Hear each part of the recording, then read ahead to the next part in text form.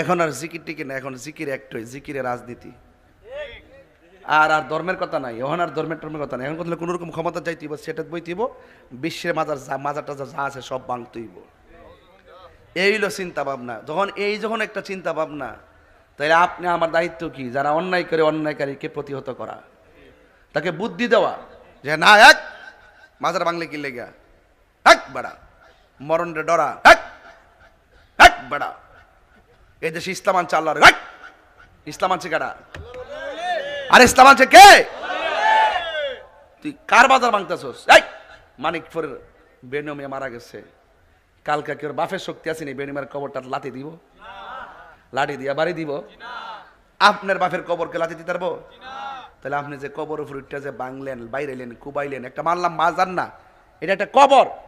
সাধারণ একটা কবরের ভিতরে কি আপনি আগুন ধরাবার ক্ষমতা রাখেন? তো লাগালেন কি লিগে? এই কাজটা কি ভালো? আমি যখন এই কথাগুলো বলি, এক শ্রেণীর লোক বলে আয় গুতাগুতি শুরু করে। আমি গুতাগুতি শুরু করি না, আমি তোমাদের আসল চরিত্র তুলে ধরি। বাইজ্ঞা জান না ফিলার কিন্তু তাহিরি না। কবর গেলে সোজা করে লইব। তুমি হয়তো কাহার কবর থেকে লাশ তুই আগুন ধরাই দিছো, তুমি কবরে যাও, স্বয়ং রব তোমার কবরে আগুন ধরাই দিব। রাস্তা দুইটা, কয়টা? তাহলে বাবা, অন্যের দোষ আগে কম খোঁজেন, নিজে কয় নম্বর আগে তালাশ করেন। মুখ দিয়ে আল্লাহু আকবার স্লোগান দিলেই ইমানদার হওয়া যায় না।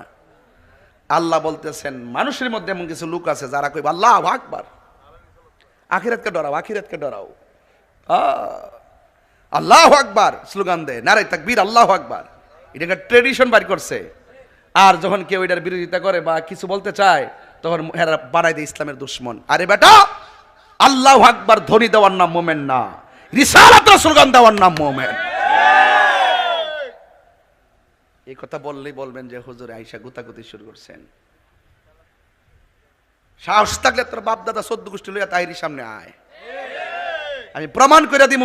একটা মানুষ মারা যাওয়ার পরে লাশের গায়ে জুড়ে ধরাও নিষেধ। আমি প্রমাণ করে দিব বেশি ঠান্ডা পানি দিয়ে গোসল করানো নিষেধ। আমি প্রমাণ করে দিব বেশি গরম পানিতে লাশকে গোসল করা নিষেধ। এই জন্য বলছে কুসুম গরম জল। লাশটার সম্মান আছে না? আপনি কি হুট করে নিয়ে কি তা খাটের মধ্যে ফেলাই দিবেন? লাশের একটা টুকা দেওয়া যাবে না। আর তুমি কবর থেকে তুই আগুন ধরাই দিচ্ছ, তো কি জামানার মধ্যে আমরা বাস করতে? ওয়াজ বাদ দেন না, ওয়াজ তো সারাদিন শুনছেন। ওই আগে কি দেখতেছেন? আগে হিডা কন দেশ বলে স্বাধীন হইছে, সব অপশক্তি আইসা এই দেশের